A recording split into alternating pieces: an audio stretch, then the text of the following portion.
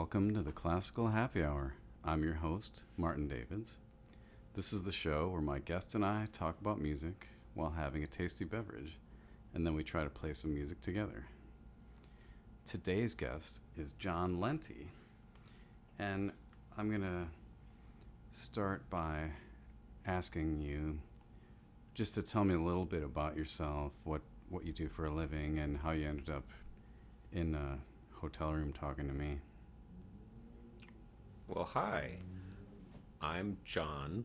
I'm the person who's talking right now, and I play the theorbo, which is the largest member of the lute family. That's what I do for a living. It's a big bass lute with long strings, and I travel around the country doing that, and I happen to be in a hotel room with Marty Davids on Classical Happy Hour because he and I were both hired to come down to San Diego and play on a recording and in a concert of two great works of concerted sacred music by Johann Sebastian Bach and George Friedrich Handel. And today we finished making that recording. And so it seemed like if we were going to do a podcasting thing, tonight would be the night. For sure, especially one that involved drinking. Though I sadly am not drinking at the moment. It is sad, but yes, I welcome your 2 seltzer. weeks sober, and I won't be sober for that much longer. Congratulations. No, I thank you. Just trying to get right with God and get my kids back. Or are we being serious on this podcast? I mean, you can be however you want to be. Just be yourself. Okay. So, For the record, I'm not trying to get right with God or get my kids back. I mean, everybody should get right with God, shouldn't they? Okay, let's not go there. That's a tough one. Okay. Yeah. All right. So, a lot of people I hang out with are pretty familiar with the theorbo, and describing it as a big old bass lute is pretty accurate, and they're going to get to hear it later in the show, luckily for them.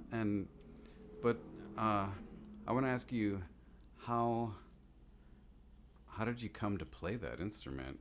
Because it's not a career path that I don't think I've ever met a child that said, "Oh, I want to grow up and play the theorbo." That's true. In my hometown of Greenwood, South Carolina, there was not one single Suzuki theorbo teacher. As insane as that might seem. Yeah, so I did have a roundabout path to the theorbo. So I was, I guess, the biggest part of the story is, just becoming a musician in the first place. I think I did it kind of in a more or less normal way. That is, I was born into a musical family. I have two piano player parents who are both college piano teachers and performers, and I took an interest in playing music, from birth, and then got serious when I started to play the guitar in middle school. Initially, wanting to play rock and roll, and then discovering that I was way more into acoustic music, folk music, and my gateway to that world was James Taylor, and then through sort of seeking to expand my bag of tricks in that kind of music, I wound up getting interested in classical guitar. Took classical guitar lessons, went off to school, studied classical guitar. And then the thing is, classical guitarists play lute music the same way piano players play Bach, that was written for harpsichord or organ. It's, the lute and the guitar, they're essentially the same kind of technology, same basic principle, strings that you fret and pluck and strum. And I got to the point where I was no longer playing any guitar music. I was only playing lute music on the guitar. So in my senior year of college, or before my senior year of college, my father told me, "Well, son, I think it's time you bought a lute." So I did. I got on a list with a lute builder called Larry Brown in Asheville, North Carolina, and he finished my lute 2 weeks after my senior recital.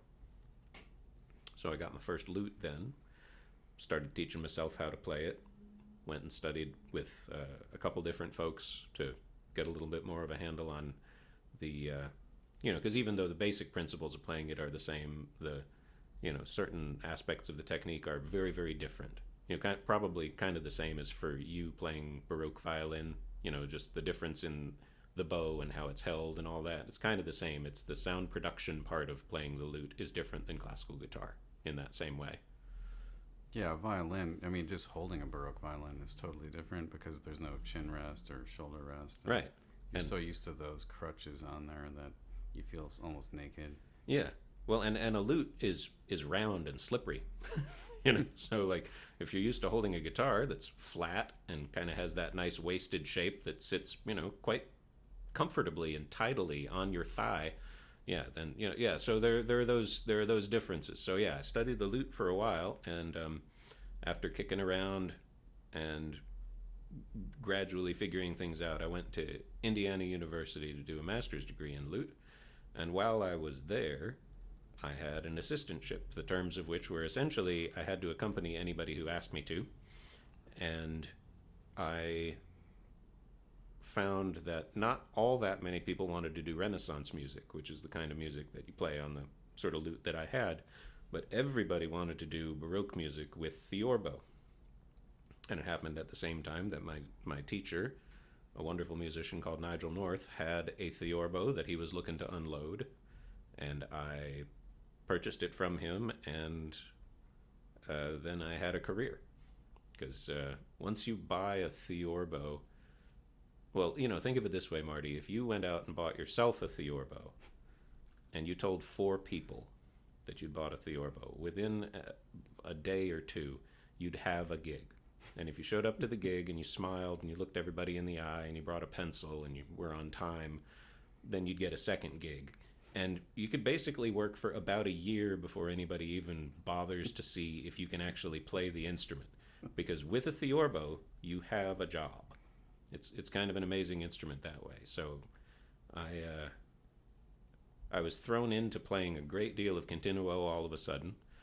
And yeah, and then ever since then, I've just sort of played with orchestras, choirs, various chamber ensembles, opera companies, all that sort of stuff, including groups like the one we're playing with this week, Bach Collegium San Diego.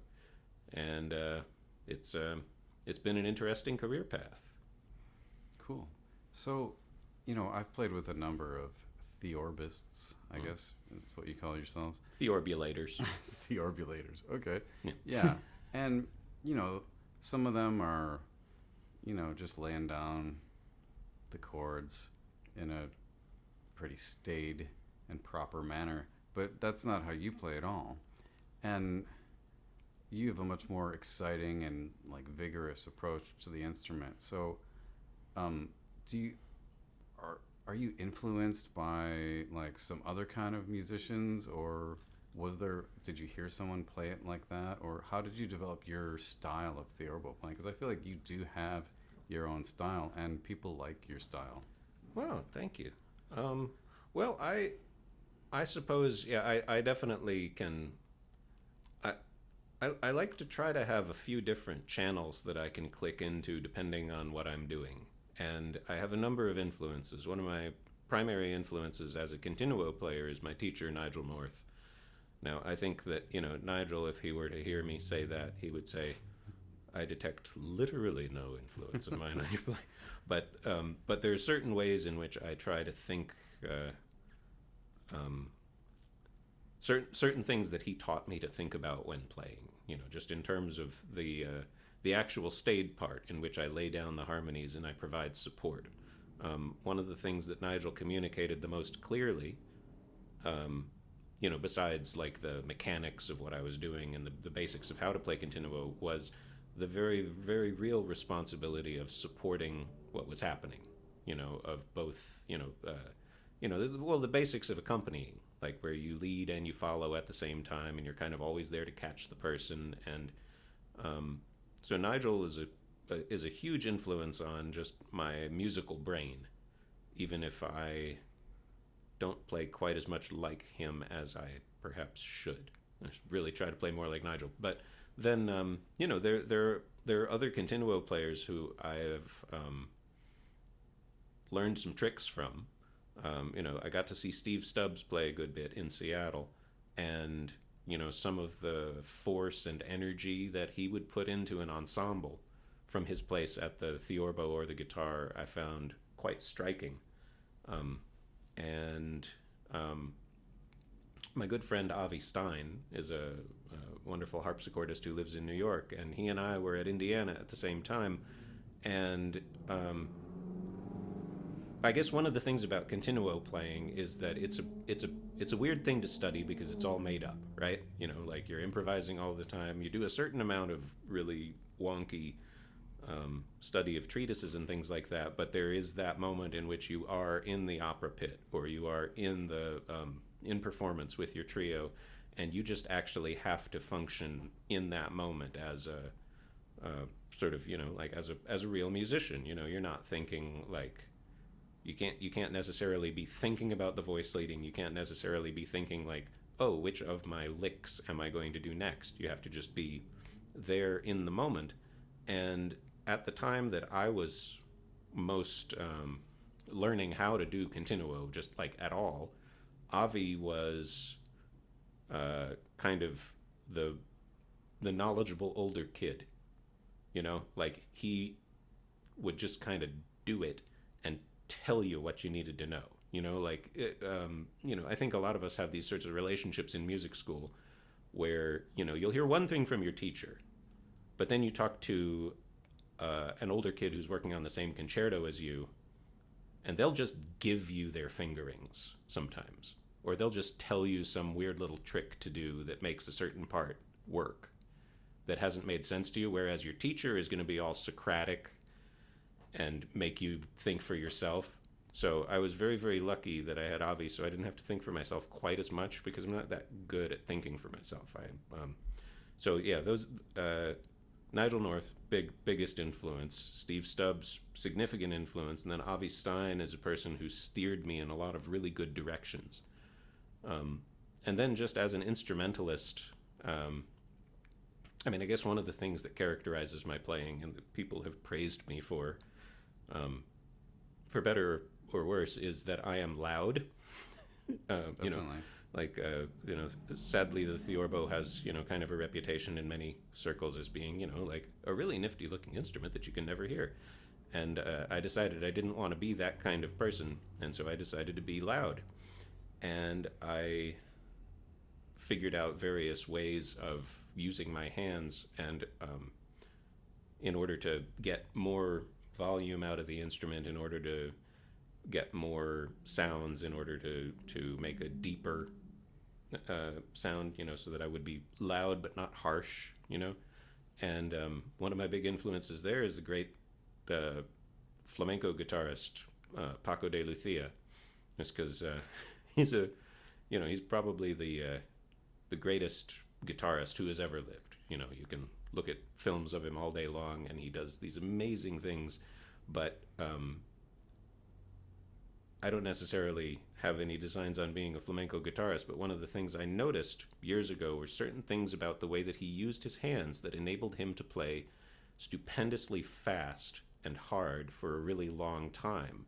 And I realized that he was doing certain things with his wrist and with his arm and with the way that he would pluck, so that he could get a great deal of effect, but not necessarily use a whole lot of finicky muscle movements. So just seeing the way that he would sort of conserve the finite resource of tendon gave me some of my ideas with regard to how to make a lot of sound on the theorbo without like wearing myself out, so that I can play a whole opera and not like burn up my hands. Yeah, putting on an opera, you're rehearsing for days and days, for hours and hours, and then the show itself is no picnic either, Exactly. So they're like 3 hours minimum, right? Right. Yeah. So just sort of that athletic event, that was, that's one of those ones that I feel slightly self-conscious talking about it, but just sort of watching somebody who basically plays like these knockdown, drag out flamenco concerts, and just sort of seeing, oh, he uses like the doorknob turning muscles to work his thumb for like a great deal of the time. So he's not like just using his thumb. He's employing all these other muscles in order to make it so that like when he really needs to wiggle his fingers, he's got plenty of fingers left to wiggle because because he's been using big muscles to drive the instrument like a truck until it's time to drive it like a sports car. Yeah, I think that, body mechanics is something that all musicians at least should be concerned with.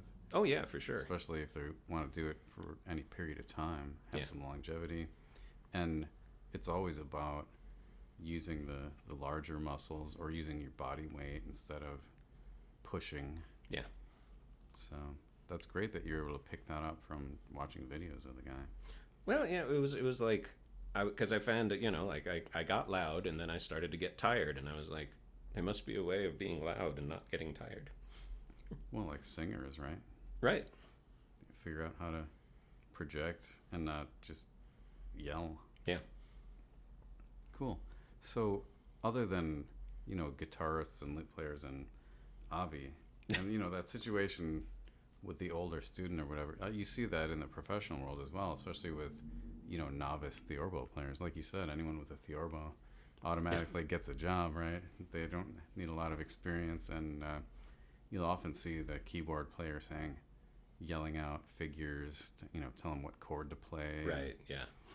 It's very common. And that's great that you're part of that tradition as well. Oh, yeah.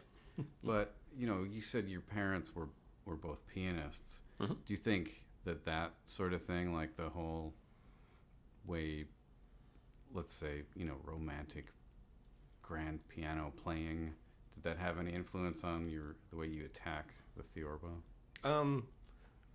Definitely, yeah.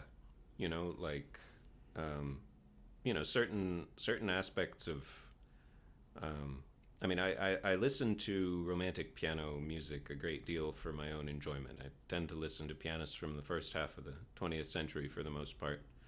And certain things about range and rhythm and, the power of a well-placed note, a well-placed single note, in the ether. Certain things about how I approach dramatic gesture in music are definitely influenced by the grand tradition of romantic piano playing, and one of the other great influences on my life is Vladimir Horowitz, and in large measure it's his use of really extreme dynamic ranges and things. His willingness to make very tiny, fragile shapes and colors and things in his playing, and then when you open up, the nature of a crescendo, things like that's been heavily influenced by piano playing, I'd say. And a lot of my first musical experiences were hearing my parents play. So, like whatever it is, that wires one's brain for hearing and things like that. Like I know that, since my parents were a two piano and four hands team. And so I think that certain things about how I like to hear harmony are based on the very kind of rich harmonic palette that comes with four hands on the piano, because like I love the standard piano repertory, Beethoven sonatas and Chopin and Brahms and Schumann and whatever, but there's always something that's kind of funny about even the greatest of great piano music, which is when it's at its biggest and somebody's really pounding away on the piano. A lot of times they're pounding away with their left hand and their right hand like a yard apart. And there's all this piano in the middle. There's all this real estate that ain't being covered. Whereas if it's, if you're hearing somebody playing Schubert F minor Fantasy for four hands, which I think is maybe Schubert's second greatest work of chamber music, the entirety of the keyboard is covered. So you get this incredible dense richness of harmony. And I don't necessarily accomplish that texture on the theorbo, but I think it is part of how I think of harmony. It's one of the reasons that I'm attracted to big, rich harmonic voicings, and I tend to like to roll across all the strings quite a lot. I like to play 6 and 7 note chords kind of as a default, which is not necessarily actually idiomatic. It's kind of, I'm a lot of the time I'm probably working a little harder than I need to, but I really like a big old chord that doesn't leave out much of the instrument. That's cool. Yeah. Well, I think maybe that's part of what people like in your style, that the richness of the chords and that they can hear it. Oh, I'm glad. I do care about the harmony. The harmony is pretty much my job. So yeah, I want it to be there. So here's a question. Do you have any non-musical hobbies? I read a lot. I really enjoy reading a lot. I spend as much time outside as I can. I've at least for the past few years, I've been running a good bit. I don't really have hobbies, I guess. I was never an exceptionally athletic person. When I was a kid, I used to play tennis, and I enjoyed that. But at some point, I stopped. And the whole time I was in college, all my leisure time was spent playing music. I played classical music in college, but then I was part of an old time band all the rest of the time. And so, there was a very brief time in my life where I did things like go out dancing. I hated it. There was a very brief time in my life where I would go to, keggers, and that was okay. But basically, all I ever did was play music with my friends, and then I got into the lute, and I guess I feel like in a way, maybe had the lute not come along, I might have found a hobby of some kind. But I had this unfortunate thing happen in my life, which is that I got tolerably good at playing the classical guitar after a great deal of study and going to college for it and everything else. And then just as I was getting kind of to a place where I was okay, I guess I'm okay at this, just as soon as I got to that point, I became a beginner on something else. And then I had to play catch up. So, it's I was spending all my time playing the lute, and then all the rest of my time playing old time music. And so, yeah, I guess I just never really developed any hobbies. I think about it periodically, my wife will occasionally knit, and she'll occasionally quilt. And then, I have friends that do other interesting things. One buddy of mine is using all his spare time to make bulletproof backpacks for children. And I've got other friends that do, more that are more serious about their outdoor pursuits. They've taken up something more intense than just sort of jogging or hiking, they're rock climbing or training to climb a mountain. And I've just never wound up doing any of those things. When I have a day off, usually I do laundry and try to set aside some time to practice and take my kid to the woods to go for a hike or something. But no real no productive hobbies, I suppose. Nothing. I don't carve with chainsaws or. Sadly, I think... You don't make your own beer or roast your own coffee? Or... No, nothing like that. I mean, I guess I cook, but that's not a hobby. That's actually, a basic survival function of life. No hobbies. Okay. Pretty dreadful that way. It's okay. You got a lot going on. So, I've got some friends that went through the pandemic and decided that just music wasn't worth it anymore. Mm. And was there anything that stopping playing for a while made you realize? And is there anything that you don't want to bring back into your life that you had a break from?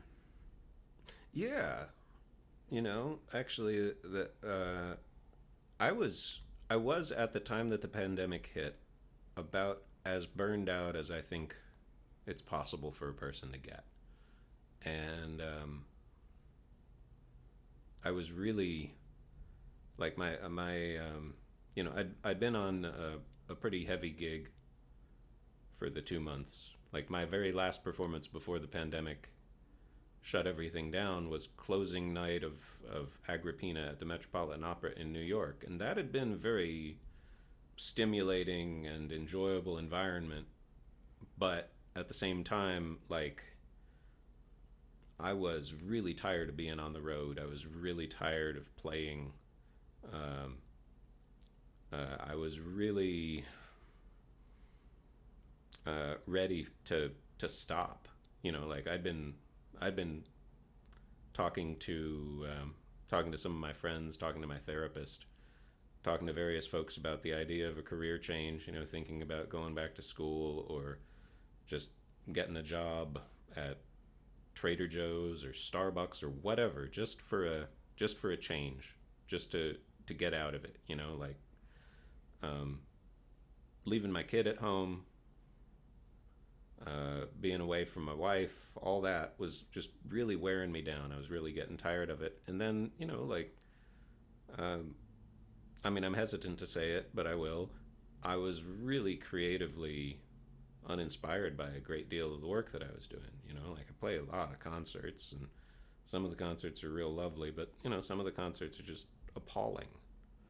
And sometimes the conditions are just ridiculous. And sometimes you're asked to do things that are objectionable, play music that is objectionable, or play great music in an objectionable way.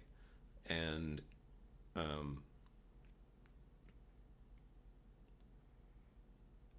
and on top of that, like it's a busy life. It's not terribly lucrative, and yeah. So when the pandemic hit, like there were a number of gigs where like I was real sad that they were canceled, but there were an awful lot of other gigs where I was like, oh, well, thank God I don't have to go there. Oh, thank goodness I don't have to do this. I don't have to do that. I was real pleased not to be flying on airplanes with a theorbo. You can imagine that's not all that much fun. I was really pleased that I got to spend so much time with my kid. And, I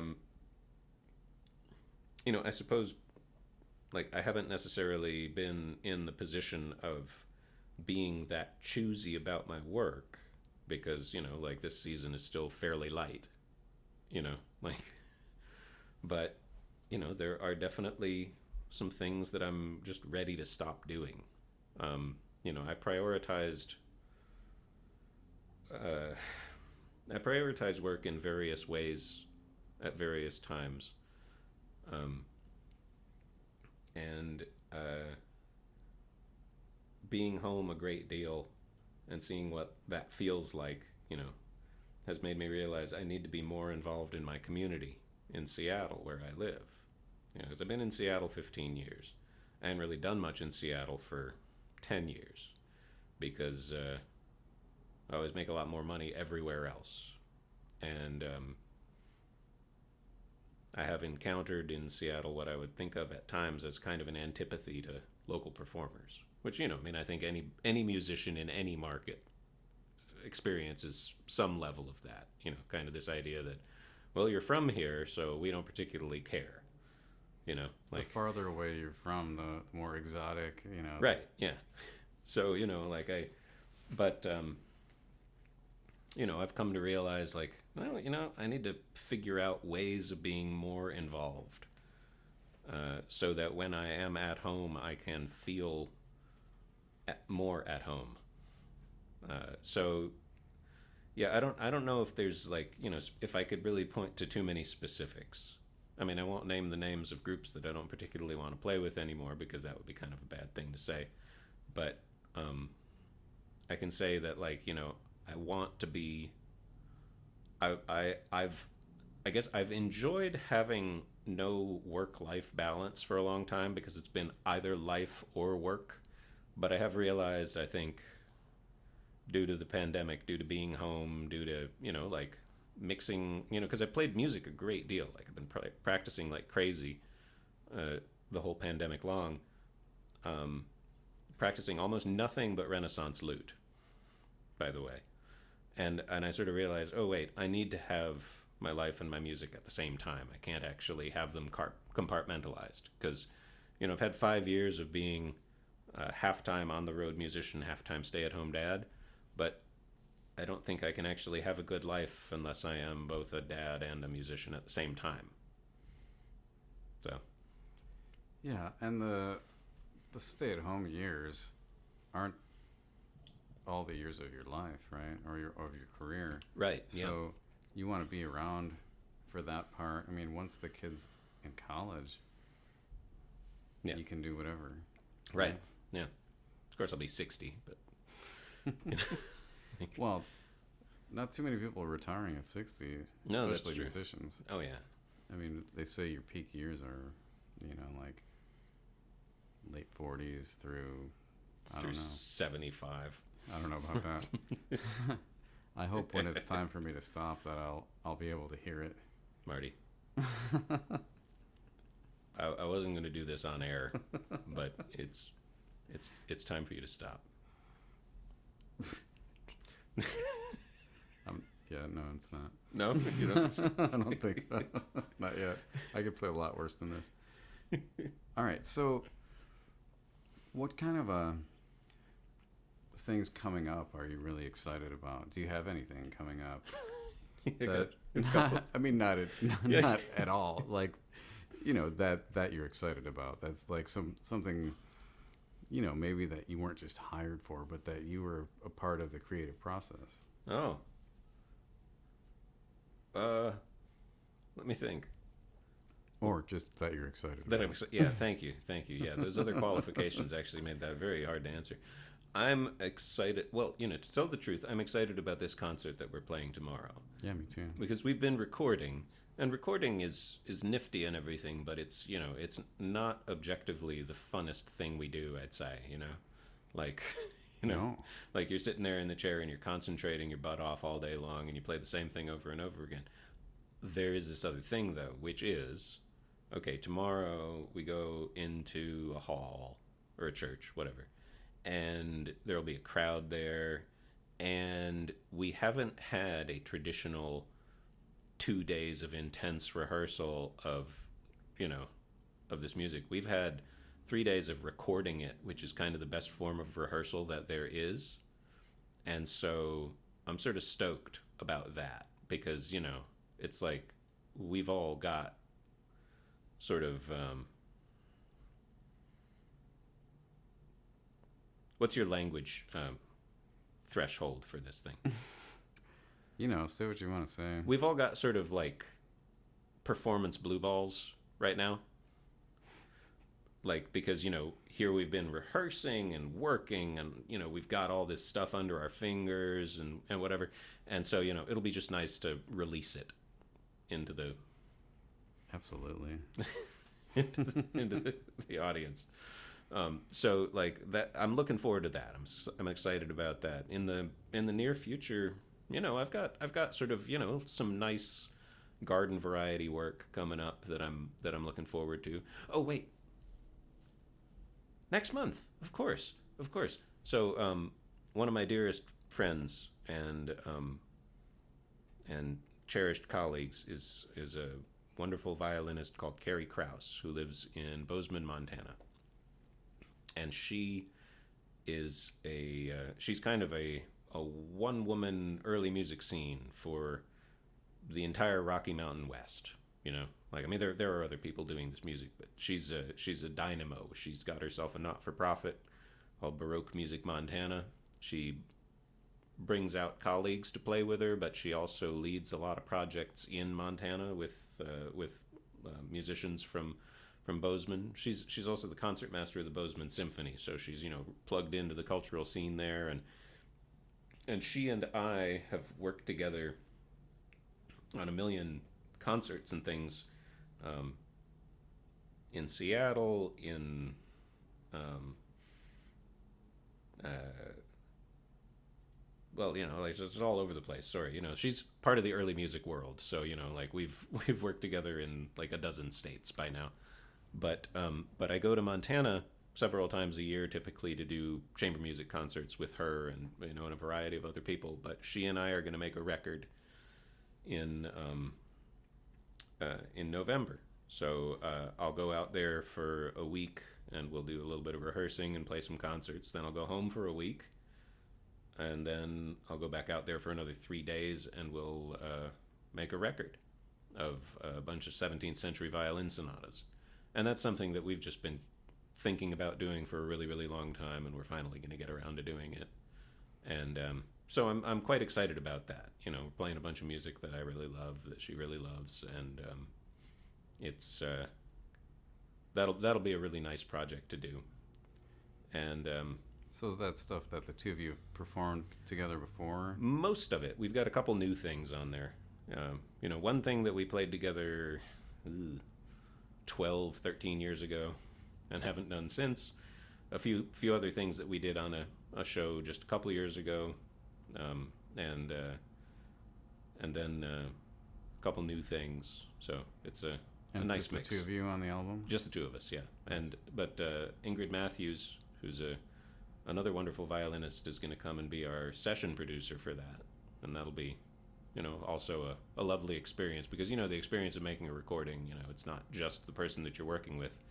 It's she's got Carrie has a great engineer there in Montana, who's going to be recording us, Jeremiah Slovarp, and then Ingrid Matthews will be our session producer, and Ingrid is a delight to work with in any capacity. So I'm really looking forward to that project.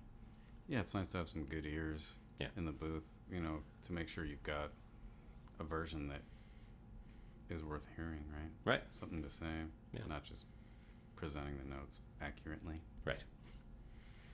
Okay, well, speaking of these pieces, do you want to blast through one of those with me? Let's blast through one of those. All right. Well, it's Sure. been a pleasure getting to know you a little bit better. Well, Marty, thank you so much. And yeah, thanks for coming on the show. And we're going to take a little break and then play, what are we playing? A Schmelzer Sonata. We're going to come back and play the Sonata Quarta of Schmelzer. Number 4. All right. Be right back.